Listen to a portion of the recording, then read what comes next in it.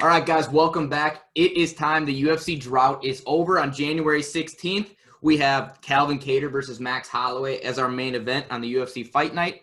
As always, I'm joined by my friend Cal Gerber and co-host. How you doing, Cal? It's been a while. Doing good. I enjoyed the break. I got to check out MMA Labs this past weekend with our friend Trace. So yeah, things are going well. That is awesome. And I guess this is kind of sort of an announcement. A new partner on our casual combat team, our resident journalist, Nolan Baker. How are you doing, Nolan? Pretty good. I just drove 10 hours in one go to wrestling camp in South Dakota. So I found a back room with a cool light so I can sit down and talk a little bit with you guys. That's awesome. For people who know me personally, if you listen to the podcast, know me personally, you know that Nolan is my brother. He trains out at the Olympic Training Center as a Greco-Roman elite level athlete, and we are very excited to have him as our journalist. Nolan, you want to kind of expand upon what we mean by a journalist, because this is definitely a new extension of the casual combat brand.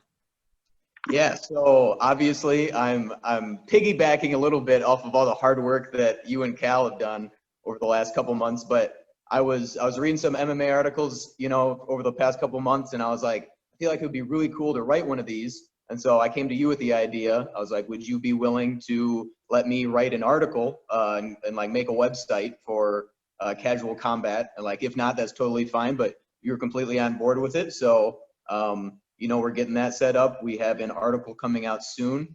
And I just think it, is just like the next step in progression to taking on with like an MMA news sort of platform. So exactly. And I love my first article. It was fun.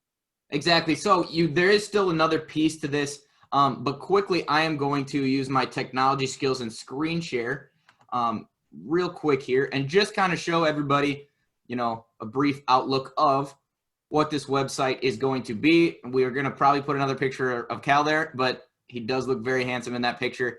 So we're going to have a homepage there. We're going to have all of our podcasts on YouTube linked on this page, as well as our latest articles. Here's a little preview of Nolan's first article here on the webpage. So without further ado, I'm going to stop screen sharing and let Nolan then continue on with a little bit about the other side of what he's planning on doing.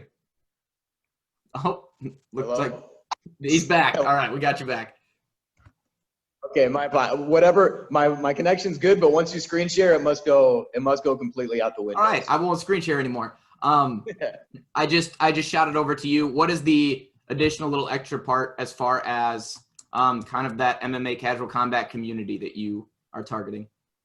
Yeah, so when I was writing that first article, like I expected that I would really like to write the article, but I had so much fun doing it. I was very surprised. And when I was thinking before, I was like, I can start my own thing, but it's really hard to start a following, especially in like a scene that's as competitive as like MMA commentary.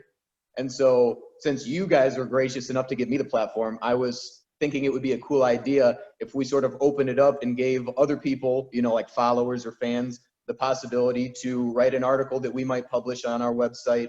If it kind of like meets the brand and meets the criteria of our website. So what we want to do is give people the opportunity to possibly write their own MMA article and publish it on our site if, they reach out to us via DM or email. And then it's not like a one and done kind of thing. It's not like you make it or you don't, but if you're willing to, put the work in and make a well-written article that's tasteful and, entertaining, then, we want to make casual combat a kind of place where anybody in the MMA community can have their own voice. Yeah, and I think that's super awesome. Obviously, the ways to contact us are at casualcombatmma@gmail.com, but that is not my primary email, so it's more likely that you'll get in contact with us via DMs on Instagram or DMs on Twitter, all of which are linked in the upper right-hand corner of our new website. Most of you probably know us from Twitter anyway, so that's probably going to be the most accessible way to get a hold of us. All right, but outside of that, let's talk about fights. So on Saturday, we've got our first card in about a month, and I'm super, super excited. As always, Cal has kind of been the brain behind fights and the odds and the statistics and the records. So Cal, take it away. Yeah, and I would like to also comment that this fight is also not starting at our normal time. I think the prelims are starting at 11 a.m. Central, and the main event is supposed to start at 2 p.m., possibly something like that. It's a midday event, I know for sure. Is it in Fight? It's in Fight Island, correct? Yeah, Okay. and the reason for the weird times, because we've been spoiled with the other Fight Island fights being on American time, is because they're allowing a small live gate there. So instead of having the fights in the middle of the morning or extremely late at night for the people of Abu Dhabi, they will be having them at these times in the morning. But anyways, we have a really nice card to get back into it with. And the first fight I wanted to highlight on the undercard is Carlos Felipe fighting Justin Tafa.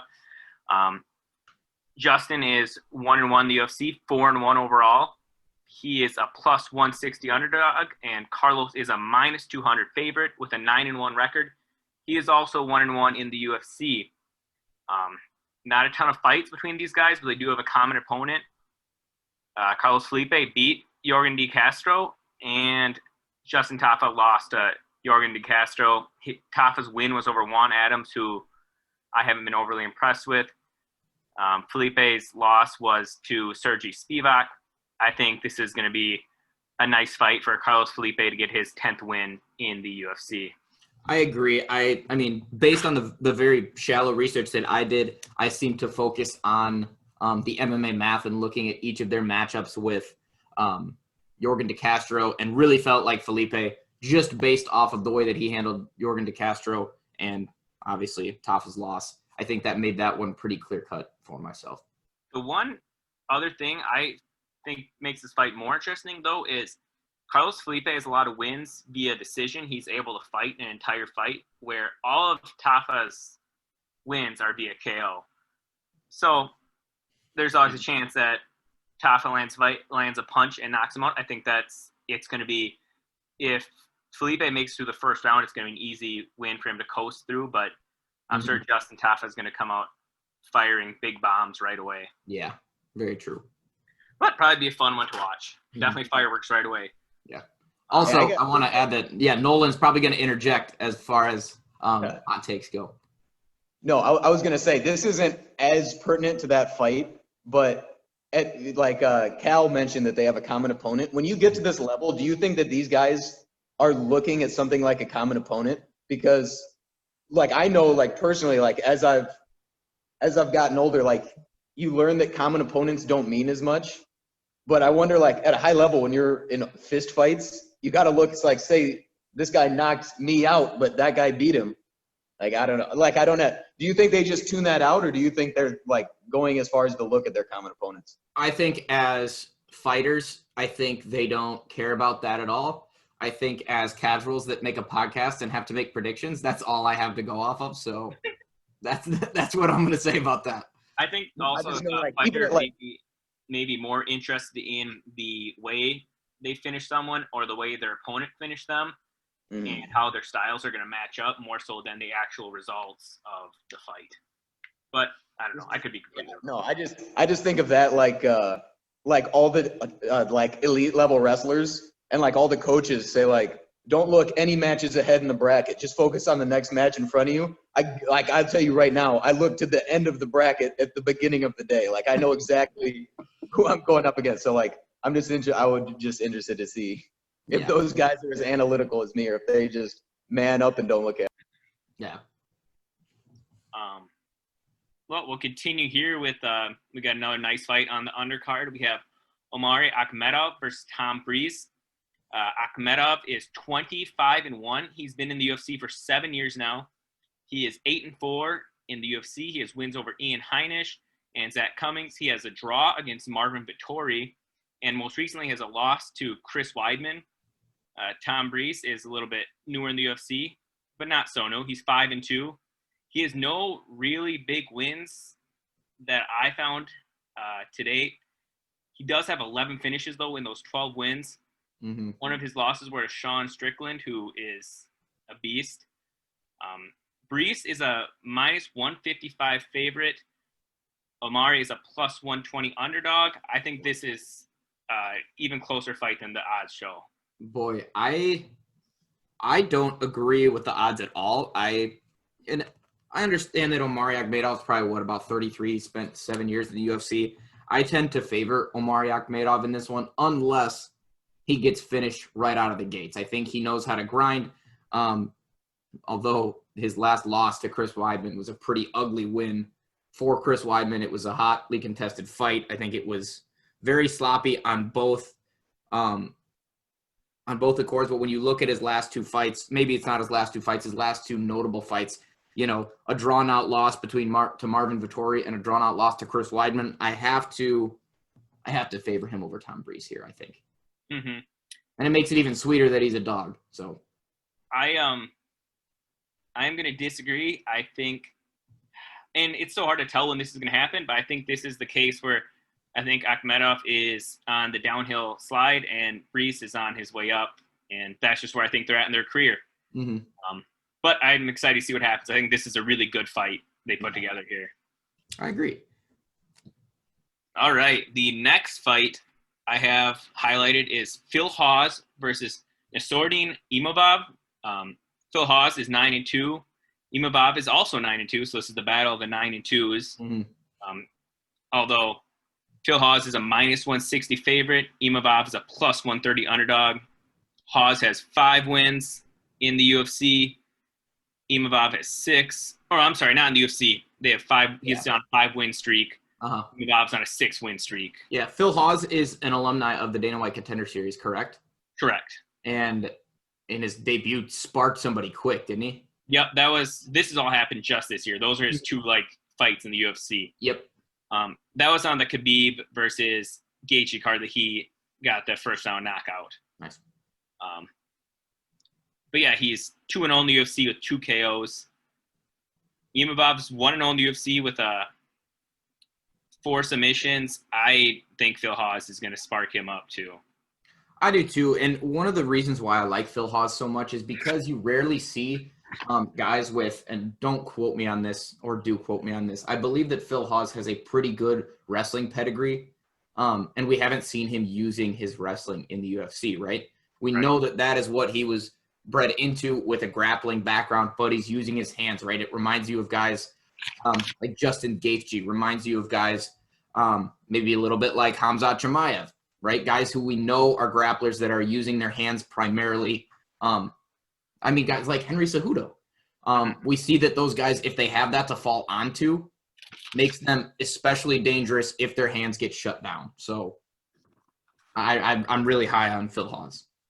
Yeah, and with his opponent having 4 submission wins, I think Hawes' grappling defense and ability is going to be enough to keep the fight standing if he so chooses, and that's why I just don't see a huge threat for him in this fight here. Yeah. Next, we have, I think we're starting on to the main event main card. We got your boy Dusko Todorovic, 10-0, coming in here to fight Punahele Soriano, who is 7-0, the battle of the undefeateds. You bet. Let's get it. So I'm sorry, I cut you off. Go.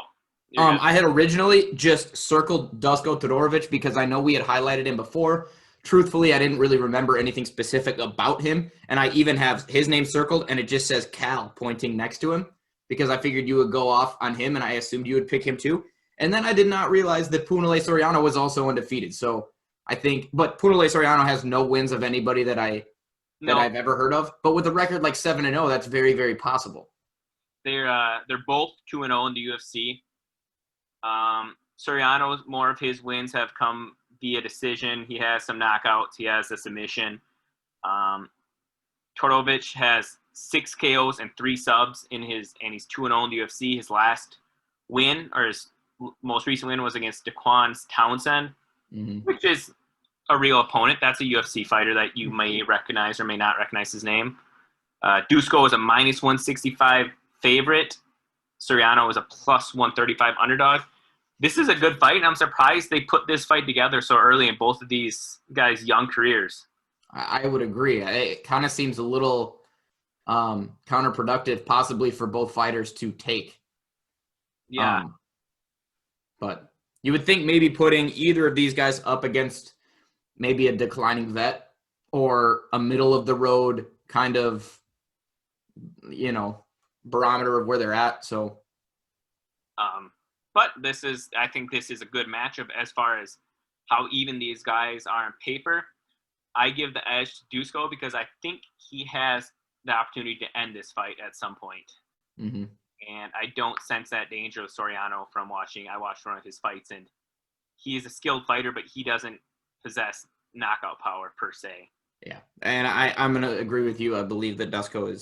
I have no idea how to pronounce it, but I've got to favor him. Not only is it pretty even on paper, but I'm also familiar with him. And anytime that we can favor a guy that we've talked about on the podcast before, just for the sole purpose that we've talked about him on the podcast before, I'm going to lean that way.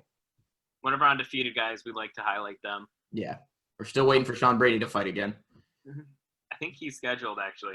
That's good. We'll talk about that later. Yeah. So then we got another big fight. We have Joaquin Buckley is coming back against Alessio Chirico. We went over this before the podcast started.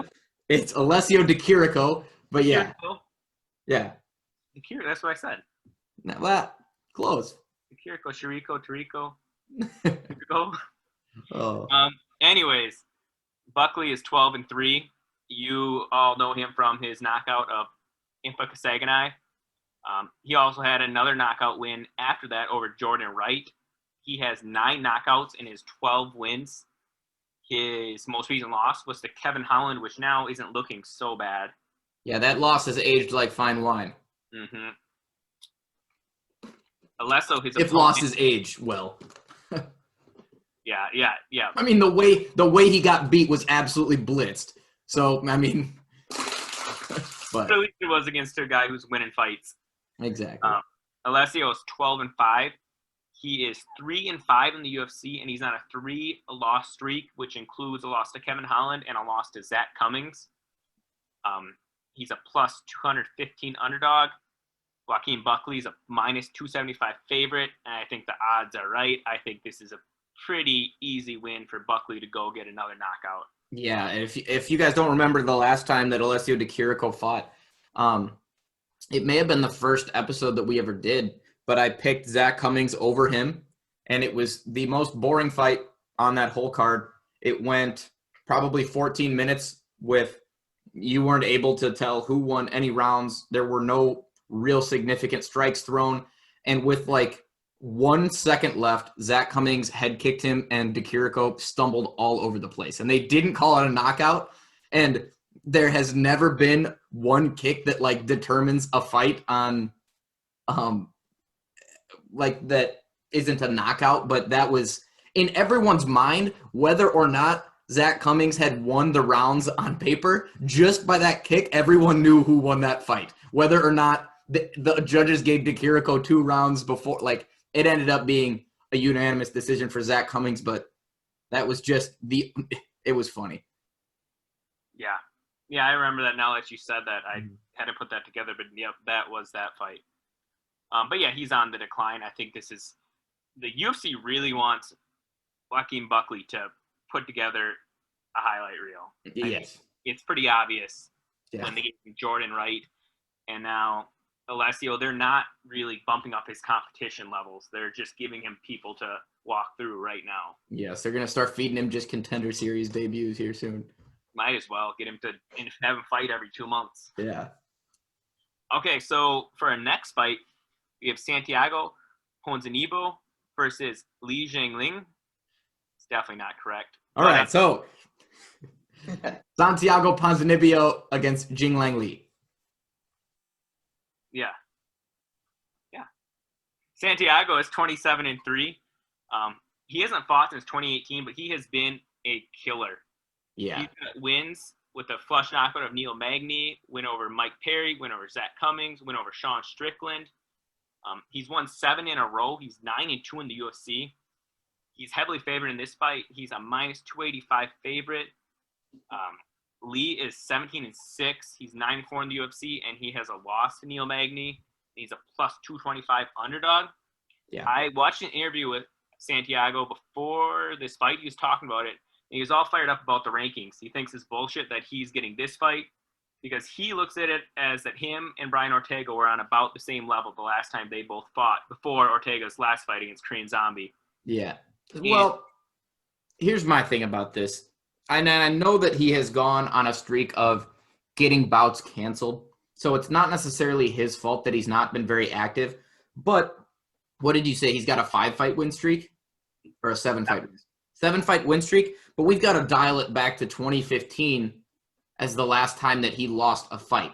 So when you're fighting 7 times in 5 years, like, even though he is putting together quality wins, there's other guys that are fighting 3 and 4 times a year and beating high-quality opponents. And, I mean, if the UFC is doing the rankings, they're the ones making the money for the UFC. You're going to give the incentive as far as rankings are concerned to the guys out there doing the work for you and putting together equally as impressive wins, right?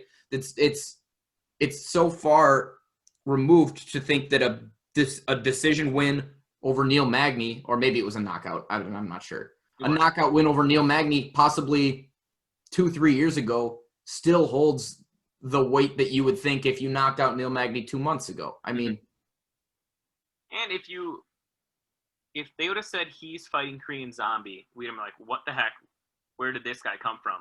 Yeah. I mean, there's a ton of people who don't know who this guy even is, and his streak is impressive for sure. But everyone knew who Brian Ortega was. Yeah. I mean, that matters a lot in the UFC too. But with that all being said, I do have Santiago getting a pretty dominant win here. Of course, yeah. Jinglang Li, although he is kind of a staple in the division as far as like an average guy, I think he is just that. I think he's an average guy, a guy that they can use to get Ponzinibbio back in the swing of things. I think if there's ever been a tune-up fight, at least on paper, this is a tune-up fight for Santiago. So, and then Ponzinibbio needs to win this fight, and then he needs to fight again in the next 4 months. Yeah, if you exactly. He needs to stay active. Especially, and I know Nolan talks all the time about this, MMA is such a what have you done for me lately sport. Oh, right? Sure. Like we have a podcast, right? We are big enough MMA fans to have a podcast and now a website, and we write articles. I have never seen Santiago Ponzinibbio fight, right? He's always, like, I've known the name, like, but I've come to MMA, relatively quickly, gotten super into it in the last 2 years. That's not a name that stuck out to me, right? So me doing my research was the most I've learned about Santiago Ponzinibbio in my MMA fan career. I mean, and when it's a what have you done for me lately sport, that doesn't bode well for getting your name up there in the rankings. No. And if you're not fighting, you're slowing down the whole division. No. If you're not like the top 5 guys, then you're going to not be in there after a year of not fighting. Mm-hmm. To our co-main event, we have kind of fun one. We have the natural born killer, Carlos Condit, fighting Matt Brown. I love this fight. Yeah, me too. I like that they threw 2 old guys in here together. Yeah, this is just a spectacle fight. This has no implications, I don't believe, on any rankings, any division. It's just an awesome fight. This was the nicest the UFC has ever been to guys in both these men's situation. This is the first time they're not like, maybe you should fight this up-and-comer who's 12-1 with 11 knockouts. This fight feels like a Bellator main event. It does. These guys have big wins. They have lost people. Most recently, in October, Carlos Condit made his return and beat Court McGee. I don't have a whole lot else to say. I think Carlos Condit can win this fight as well. But who did Matt Brown absolutely annihilate with the elbow to the back of the head? Was that Diego Sanchez? Diego Sanchez. That's probably his biggest win. That was the most brutal knockout. It's just because what Diego Sanchez's body did when it got hit with that elbow. It looked like a movie scene, like a superhero just like taking out bad guys and just like womp, just slumping guys. Yeah. I did not know that was Diego Sanchez because since I got into MMA late, I missed the part where Diego Sanchez was like legit. Yeah. And so that, unfortunately, even tarnishes my image of Diego Sanchez just a little bit more. That's geez. unfortunate. Oh, I love anytime Diego Sanchez gets in an octagon and for selfish reasons. Those reasons are good for Diego Sanchez. They're not good for Diego Sanchez. No. Diego Sanchez might have the most like buzz and like lovability about him of anybody in his like position in the division in the UFC. Yeah. Like for I sure. will follow anything Diego Sanchez does just because it's Diego Sanchez. What with the coach who's doing like the taekwondo and confronting Matt Serra, or the selfies or whatever it is, or getting elbowed by Matt Brown, I'm here for it. Didn't Oh. Diego Sanchez try to start his last fight with a flying knee? No, it was like the third round. Oh, yeah, third. You're right. Yeah, but one of the rounds he He decided. even put his hands behind his back like hospital. I saw on Twitter the $600 stimulus versus the $2,000 stimulus, and it had Diego Sanchez as the 600 and Masvidal as the 2,000. I saw. Also, notably, I just saw this in a tweet, but it looked like a podcast that Diego Sanchez was on, and I believe he started an OnlyFans. But I don't know if that's true. I just saw that. God. Funny. I'm gonna go subscribe if that's real. I will know very soon after this if that's real. All right, let's get out of that. I can't confirm whether or not I'm a tier 3 subscriber. All right, main event. We got a great one. We got Max Holloway versus Calvin Kattar. Max Holloway, 21-6. Although in the past 2 years, Holloway's 1-3. 2 of those losses, well, 1 loss, another loss asterisk to Volkanovski, the champ right now. He's got big wins though too. He's beat Aldo twice, Brian Ortega, Charles Oliveira, Jeremy Stephens. But Calvin Kattar's got big wins too, and he's 2-0 in the last year when he beat Dan Ige and he beat Jeremy Stephens. His last loss, I believe, was to Zabit. He is a slight underdog, Kattar is. He's a plus 135 underdog with Max coming back with a minus 165 favorite. Mm-hmm. What are you thinking? I believe that you really can't, although as people who are making predictions, we have to kind of rely on records and recent records. I don't think you can treat Max Holloway's 1-3 as much when the losses are to Dustin Poirier and Alex Volkanovski twice. Although we've been over this a billion times, I do believe that Volkanovski beat him twice, but they were so close. Like they could have gone either way. I don't believe that they were robberies, but I believe that they were just. At the very worst, you can say, or at the very least, you can say that those guys are pretty even. Exactly. They're extremely even. And if the UFC's job was to put on the best fights, or I'm sorry, not the best fights, but the best fighters against each other, I believe that at featherweight, we would only ever see Max Holloway fight Alex Volkanovski, right? One could make an argument that Brian Ortega looked like he can contest with those 3. But that is to be seen. I don't know if he's officially announced. I don't think he's officially announced against Alex Volkanovski, but I know that he is getting the next title shot based on rumors. I believe Dana White may have said that in an interview as well. What was that? Dana said that as well. Yeah. And so, being a man of science and a science teacher, I have no reason to doubt Max Holloway. I see absolutely no evidence to see that Calvin Kattar can beat Max Holloway. Although, when that door locks, Calvin Kattar has hands of lightning and hands of stone, so we'll see. My problem that won't even let me imagine a world where Calvin Kattar wins this fight is Holloway's never been finished. He's gone a full 3 rounds with McGregor, fought 5 rounds twice with Volkanovski. His losses are all battles where he isn't finished. And I think you want, as a Calvin Kattar fan, your thoughts are to win this fight, you probably got to finish Max because you're most likely not going to outpoint Max. And you're not going to out-cardio Max. Right. So but nobody finishes Max. That's not going to happen. Mm-hmm. Calvin Kattar's not going to be the one who does it. Although if there was somebody to do it outside of McGregor. Yeah, I was going to say it would have been McGregor. It would be Kattar. I think if there was anybody that has the ability to put Max is lights out, I think it's either Zabit or Kattar. Yeah, I just don't think it's going to happen. I also, I think there's no way. I believe Holloway's a little bit longer than Kattar too, which will make things difficult, as it always does. Yeah. I found when I was doing a lot of research, I mean, I've watched a lot of Max's fights, and I really like Max Holloway. But I didn't realize this. Did you know he only had 4 fights outside of the UFC? Like professional fights? Yep, professional fights, yeah. I did not know that. He's 4-0 coming into the UFC. So that, realistically, he's 17 and or 17 and 6 in the UFC, which you see the 6 losses, which isn't a lot by any means, but he's been fighting the best guys forever. Yeah. Yeah, and his losses are 2 to Poirier, 2 to Volkanovski, 1 to McGregor, and probably 1 when he was really, really young. But yeah, it was like his I believe so. I think he was 4-0 and then lost his UFC debut. But yeah, I think Max Holloway is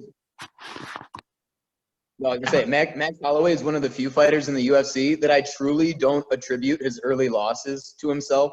I was watching an interview with him, I forget like where it was, but he was talking about how when he joined the UFC, he was still learning strikes from the UFC video games.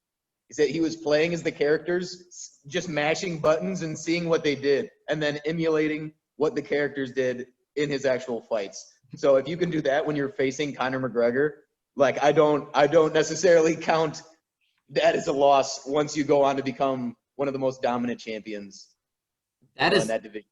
That is awesome. And one thing that I have not contemplated until right now is I have no idea where Max trains out of. I don't know any Hawaiian coaches. I don't know any Hawaiian training centers. He obviously has one, but it's not like he is at one of these super camps, right? It's not like he's getting workouts in with top level guys, like guys at American Top Team, guys at Alpha Male, guys at Sanford MMA, right? Like it's not like he's doing that, and he is the legend that is Max Holloway. Imagine if he had access to that and wasn't having to learn from the UFC video games. Yeah. No, the storyline going into his fight with Volkanovski the last time, because it was, I believe, the first card on Fight Island or one of the first fights during the quarantine, is that he didn't have sparring his entire build up to the fight. Like he didn't spar once. But at the same time, he was posting all these videos with his buddies and his friends and his training partners that he works out with in Hawaii. So if he had all those people at his disposal but still didn't spar, I think he basically just has a bunch of people to hold mitts for him, which is all the much more impressive. Exactly. He's putting it together. He also, in an interview with Brett Okamoto, said that he liked not sparring so much that he has not sparred before this fight as well. There were people were saying that he's kind of full of shit with that though too. That's very possible. Like Volkanovski has said he thinks Holloway's messing with him when he was saying that, but maybe not. Who knows? Yeah. He cited it as he wanted to avoid as many concussions as possible. He said not only were there no training partners, but he's like, I just don't want to get my head bashed in. You know, he was like, because he's still not even 30. He's like 29 years old, which is insane to me. But he's like, I still have a lot of life in this sport, so long as the only damage that I take comes from my actual fights. He could fight 20 more times. He could.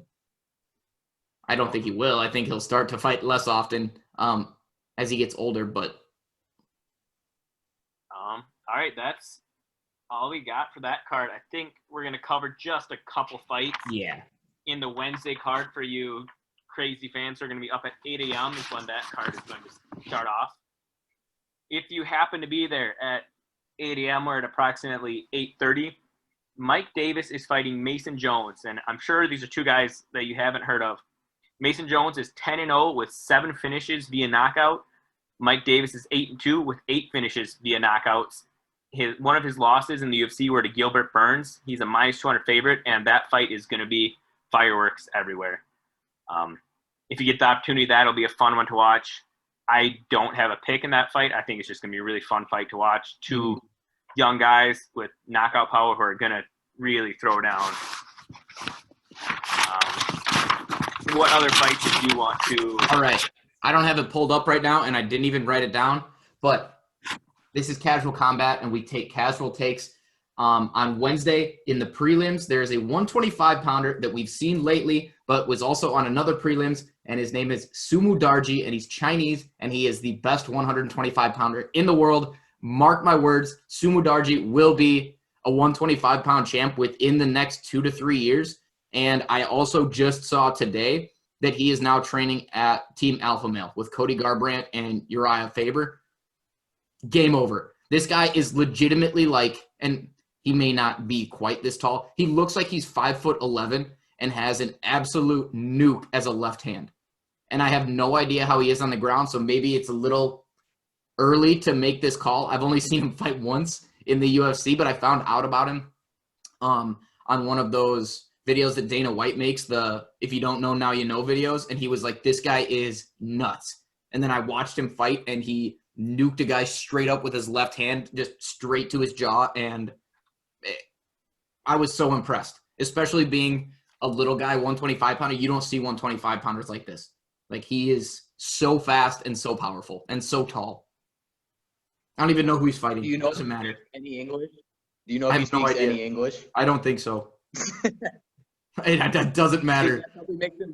That probably makes him less marketable, but it makes me like him more. Exactly. It's like Zhang Wei Li. Since she can't talk, I just like it's. Exactly. I like it better when they can't communicate with us. Sumu Darji is just going to be a mystery, and he's just going to start nuking people with his left hand. So what I want to do is I want to highlight. I have one more fight where I think someone could make some money, and then we'll do the co-main and the main event, and then we'll get out of here because this episode's getting long. Yeah.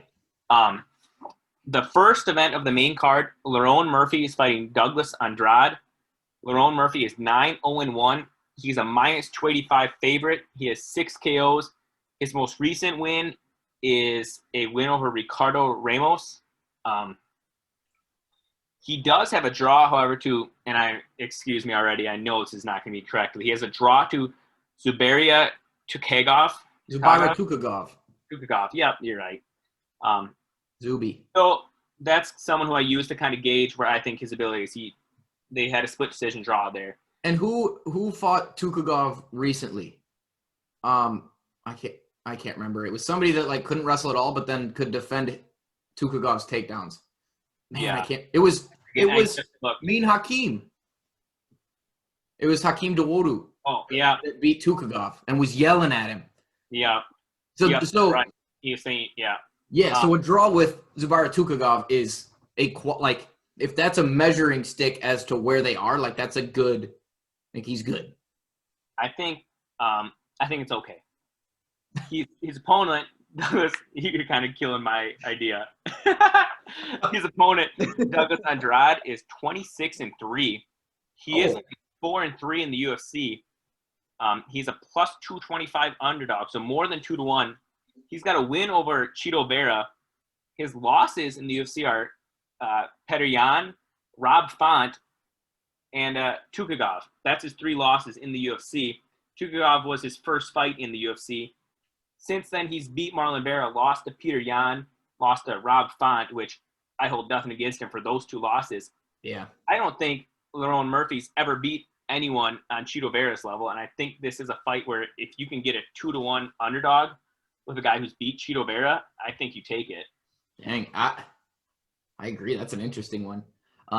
I didn't research that fight at all. I've just been doing my research based on what you're telling me right now. So, that's a good one. Yeah. I'm not gonna bet on it, but I'm gonna watch it for sure. Mm-hmm.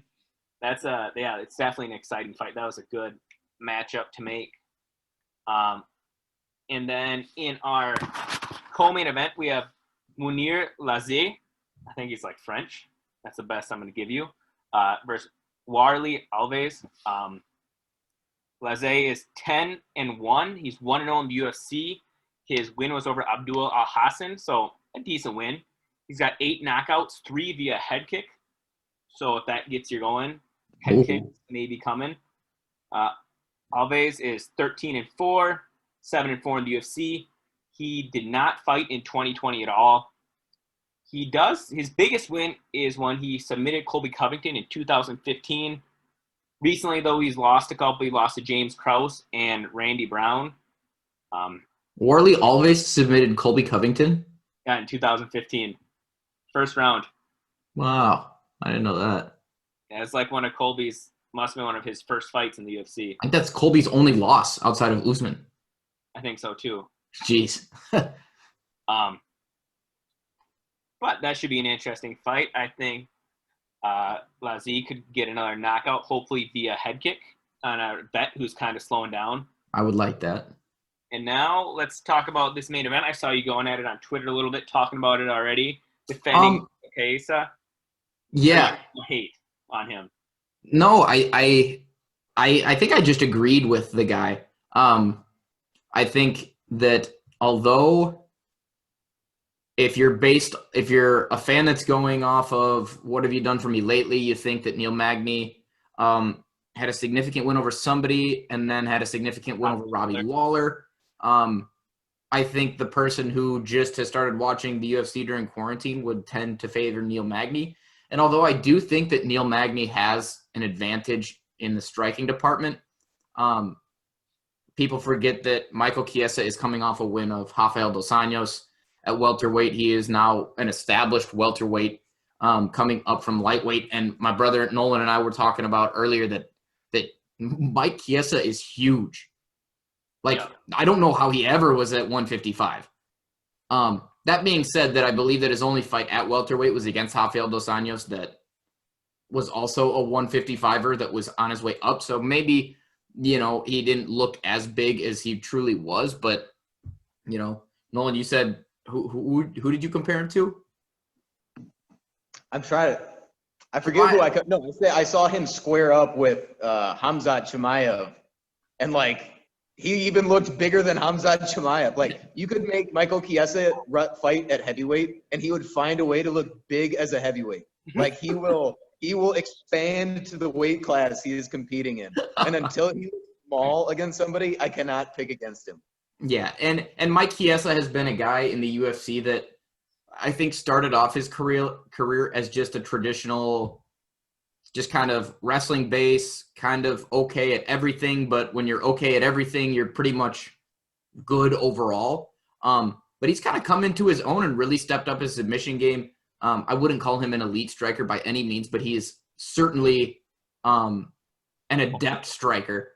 Maybe not. I don't think his plan is going to be to come out here and outstrike Neil Magny, considering that Neil Magny can probably touch his head, and Chiesa could probably swing like this and not hit him at all. The reach definitely goes in the favor of Magny, but I love this main event, and Mike Chiesa is also one of my favorite fighters ever. So here's my thoughts on this fight. I did a little research. Magny has been submitted several times. Damian Maia submitted him. Rafael dos Anjos submitted him. Chiesa has... Wait, hold on. I thought that Neil Magny beat RDA. Isn't that what you said in our very first episode? Yeah, that was right. I did say that. I was wrong. I might put a flashback right here. Maybe I probably won't, but... Flashback. Hot take. The hottest take. Anyways, so... Neil Magny has been submitted. He has very few wins via submission. Chiesa has been submitted. Anthony Pettis submitted him. Kevin Lee submitted him. He also has 11 wins via submission. I think this is a very dangerous fight for Neil Magny if it goes to the ground. I agree. I think there's no way that Neil Magny can win a fight that is spent with even I wouldn't say the majority, but a decent amount of time on the ground. He's going to find himself in a dangerous situation, and he's been beat that way before. The one thing I will say about Neil Magny is he's 3-0 in 2020. He has fought more recently, and he may be a little sharper, but who knows? This is a good main event. I know I just heavily favored Mike Chiesa. I really like Neil Magny. Right? Mm-hmm. Neil Magny is a gangster. He'll fight pretty much anybody at any time, and he was notably the only body calling out Khamzat Chimaev when Khamzat Chimaev did not have a scheduled fight. Mm-hmm. He was like, I'll do it. I'll fight him. And then Dana White obviously didn't like that fight because I don't think that Khamzat Chimaev declined it. I think Khamzat was probably like, all right, whatever, I'll fight anybody. Nobody wants to fight me right now. But yeah, in the words of Chael Sonnen, Neil Magny is a gangster. But I agree with your take. I don't think that he stacks up well against Chiesa. Not to say that he's even he might be a better fighter than Chiesa, but the styles just don't match up very well. And if we're looking at what have you done for me lately, his win over Robbie Lawler looked really good, but now it's kind of like Robbie Lawler, pretty declining. Yep. You know who else beat Robbie Lawler? I don't want to talk about it. Okay. I won't push it, but there's a large population that I don't know. Robbie Lawler's not on the top tier at the moment.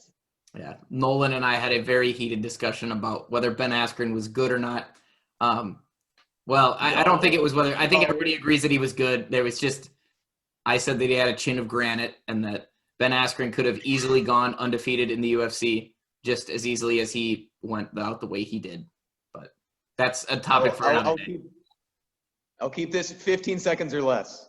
Nelson said Ben Askren had a chin of granite after he was knocked out. Nelson also said after the Masvidal versus Askren fight, we have no idea as to how they are like. There's just as much mystery as before. I think a little bit of mystery was alleviated during that fight, but oh well. Okay, well now I have to go 15 seconds or left. The fight with Masvidal and Askren told us nothing about how good of fighters they were. That was a freak shot that would never, ever happen again. And the knee to Askren's face would have knocked out anyone. I rest my case. Okay. All right, I'm taking control of the ship now. Thanks for coming to Casual Combat. We'll be back next week with the McGregor fight. Hope you cool guys kittens. Have a good the rest of your day, and I'll see you next week. Oh, all right. Good stuff, guys. See you later. See ya.